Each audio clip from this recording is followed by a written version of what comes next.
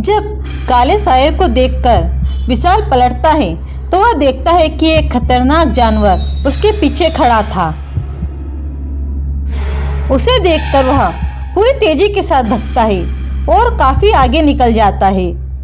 पिंटू, रिया और प्रदीप अभी भी उसी पेड़ पर बैठे हुए हैं।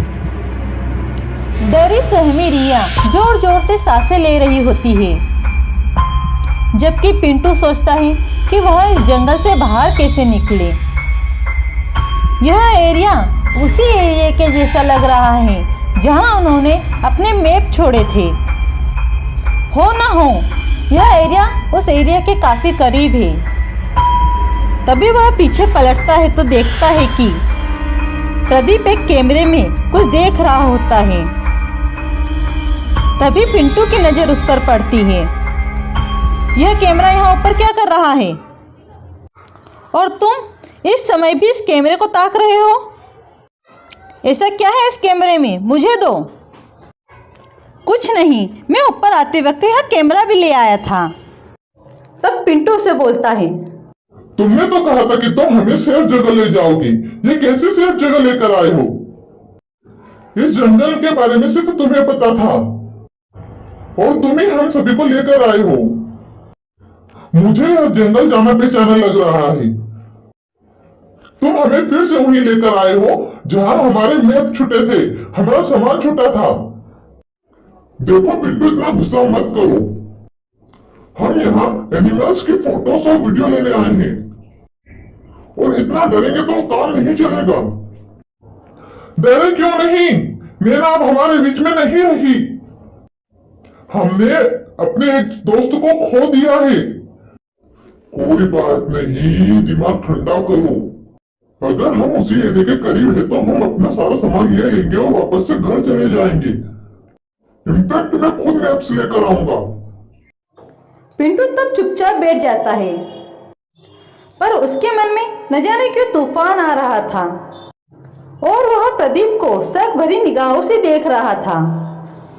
वह कैमरे में देख देख कर हल्का हल्का मुस्कुरा रहा था।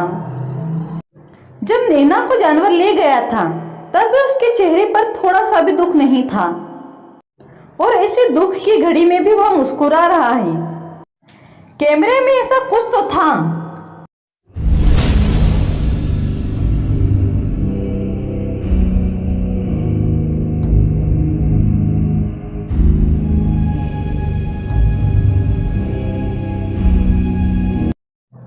और वहीं विशाल भागता भागता उस एरिया के करीब पहुंच जाता है जहां उसका सामान छूटा हुआ था। मुश्किलें है कि थमने का नाम नहीं ले रही। विशाल को पता लग चुका था कि बिना मैप के इस जंगल से बाहर निकलना मुश्किल ही नहीं, नामुमकिन है। और तो और प्रदीप जो यह कह रहा था कि उसे इस जंगल के बारे में पूरी जानकारी है, वह एकदम से अनजान क्यों बन रहा था? हो ना हो हम सभी को फंसाने में प्रदीप का ही हाथ है। मैं उसी एरिया में हूं जहां हमारा सामान छूटा था। हो ना हो मैप भी यहीं आसपास होंगे। मुझे वह मैप लाने होंगे और प्रदीप से सच उगलाना होगा। मुझे जल्दी पिंटू और रिया के पास जाना होगा, वरना प्रदीप उनकी जान ले लेगा। वह दोनों खतरे के साए में हैं। उधर पिंटू को भी पता लग चुका था कि प्रदीप विश्वास के काबिल नहीं। जब वह प्रदीप से बार बार पूछता है तो प्रदीप गुस्से में कह ही देता है कि वह यहाँ पिकनिक बनाने नहीं आया था, अपनी लाइफ बनाने आया था और इसीलिए मैं तुम लोगों को वापस उसी जगह पर लेकर आया हूँ। सच तो यह है कि हम लोग पहले जहाँ रुके थे वही सबसे सेफ जगह थी और तुम लोग मेरा क्या उखाड़ लोगे? मेरी मदद के बिना तुम यहाँ से निकल भी नहीं पाओगे। रिया और पिंटू दोनों प्रदीप की यह बातें सुनकर दंग रह गए, जैसे किसी ने उनके ऊपर वार कर दिया हो। रिया काफी डर चुकी थी और काफी समय से किसी ने कुछ खाया भी नहीं था। उसे चक्कर आ रहे थे, मानो वह अभी गिर जाएगी। और प्रदीप हंस रहा था। तुम हंस क्यों रहे हो? और क्या चाहिए तुम्हें? देखो रिया की हालत कैसी हो गई है। देखो, सुबह होते ही हम सब इस जंगल से चले जाएंगे। तुम्हें जो चाहिए था वहां मिल गया, पर और भी बहुत कुछ मिल सकता है अगर तुम साथ दो। मतलब यह कि यह तो सिर्फ एक जानवर था। सोचो, उसका पूरा परिवार यहाँ होगा, तो सोचो कितनी अच्छी इवेंट होगी। और जब हम उस इवेंट को कैप्चर करेंगे तो हमें कितना पैसा मिलेगा। हम उसकी पूरी फैमिली का एक वीडियो बनाते हैं। सेटअप प्रदीप, वैसे ही नैना जा चुकी है, पर रिया तो जिंदा है। इसकी हालत तो देखो, अगर वह फिर से आ गए तो इसे भागने की भी नहीं बनेगी। तो क्यों ना हम इसकी जान का सदुपयोग करें। आखिर दोस्त ही तो दोस्त के काम आता है। और उधर विशाल को एक कागज का टुकड़ा मिलता है, जिसे देखकर वह खुश हो जाता है। वह सुकून की सांस लेकर उसे गौर से देखता है और अब हर एक डायरेक्शन को दिमाग में फिट कर लेता है। उसे पता था उनका सामान भी ज्यादा दूर नहीं है। उन्होंने काफी समय से कुछ खाया भी नहीं था। अगर वह उसे ले आता है तो शायद कुछ पेट को सहारा हो जाएगा, पर इतना जोखिम उठाए भी तो उठाए कैसे। उसे हलचल सी दिखती है तो फिर वह खतरनाक जानवर उसे उसकी आंखों के सामने गुजरता दिखता है। वह बड़ी गौर से इसे देखता है तो उसे पता चलता है कि यह जानवर और कोई नहीं बल्कि एक बहुत बड़ी स्पाइडर है। झाड़ियों की ओट में छुपा विशाल चुपके से अपनी मंजिल को जाने को तैयार था।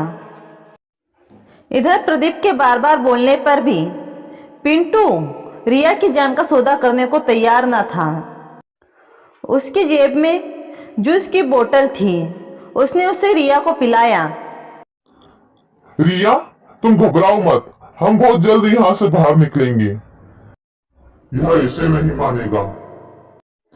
थोड़ी देर बाद सुबह हो जाएगी, और अगर आज काम नहीं हुआ तो मुझे कल रात का इंतजार करना होगा। मैं और इंतजार नहीं कर सकता। जब उसे पता चल जाता है कि पिंटू उसके जाल में नहीं आएगा तो वह अपना रंग बदलकर रिया के पास पहुंच जाता है। नो रिया, मेरे पास बस यही खाने का था, खा लो, तुम्हें इसकी बहुत जरूरत है। पिंटू, रिया मेरी भी दोस्त है। तुम्हारी गलतफहमी का इलाज मैं नहीं कर सकता था, इसलिए मैंने अपना गुनाह कबूल कर लिया। तुम्हें जो समझना है वह समझो। और जरा सोचो, यहाँ जान तो मेरी भी दांव पर लगी हुई है। अगर मुझे रास्ता पता होता तो मैं तुम्हें यहाँ क्यों लाता। रिया को अब थोड़ा अच्छा महसूस हो रहा था।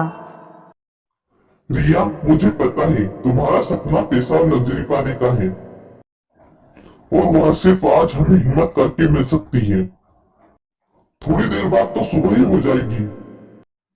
अगर हम एक छोटा सा रिस्क ले लेते हैं तो इसमें गलत क्या है? वहां मौत के गड्ढे में कौन कूदेगा? कोई नहीं, मेरे पास एक आइडिया है। पिंटू देखता है कि रिया और प्रदीप काफी देर से बातें कर रहे थे, पर उसे कुछ सुनाई नहीं दे रहा था। तभी रिया बोलती है, क्या कह रहे हो प्रदीप? पिंटू तुम्हारे जाल में नहीं आया, तब तुम मुझे फंसाने की कोशिश कर रहे हो। इतना कहकर रिया चुप हो जाती है और पिंटू राहत की सांस लेता है कि रिया उसकी बातों में नहीं आई। तब प्रदीप अपना कैमरा और बैग उठाकर आगे चल देता है। प्रदीप, जब जिंदा ही नहीं रहोगे तो पैसे का क्या करोगे? पर बातों को अनसुना करता हुआ प्रदीप आगे निकल जाता है। पिंटू, मुझे बहुत भूख लग रही है। भूख तो मुझे भी लग रही है रिया, लेकिन क्या करें? यहीं आसपास हमारा सामान होगा, अगर हम हमारा सामान ले आए तो शायद अपना कुछ काम हो जाए। सुबह होने के पहले हम सामान नहीं ला सकते, और वहां तो इनका पूरा दल रहता है। फिलहाल हमारा अभी यहीं रहना ठीक है। पर मेरे लिए ठीक नहीं है पिंटू। पिंटू पीछे देखता है तो प्रदीप के हाथ में एक डंडा था। रिया पिंटू को धक्का दे देती है और प्रदीप उसके साथ मारपीट करने लग जाता है। प्रदीप खुद को बचाने की कोशिश करता है पर रिया पीछे से उसके सिर पर वार कर देती है और पिंटू आधे बेहोश हो जाता है। प्रदीप और रिया उसे घिसते हुए ले जाते हैं और आगे जाकर एक पेड़ से लटका देते हैं। उन जानवरों का दल यही है। मेरे पास एक बम है, अगर मैं उसे फोड़ूंगा तो उसकी आवाज से वे सभी यहाँ आ जाएगी। मैंने ऊपर कैमरा फिट कर दिया है। चलो हम दोनों टाइम सेट करके वहाँ झाड़ियों में छिप जाते हैं। नहीं प्रदीप, हमें और दूर जाना चाहिए। हम सुबह आकर कैमरा ले लेंगे। मुझे पता है अब तुम्हारा काम 100% हो जाएगा। वह लोग टाइम फिक्स करके वहां से चले जाते हैं और थोड़ी देर बाद जोर से आवाज होती है बूम, और बहुत सारी मकड़ियां वहां इकट्ठी हो जाती है और जिस पेड़ से उन्होंने पिंटू को लटकाया था वह पेड़ बहुत सारी मकड़ियों से भर जाता है। कहानी का अगला पार्ट देखने के लिए हमारे वीडियो को लाइक और चैनल को सब्सक्राइब करना ना भूलें। Thanks for watching.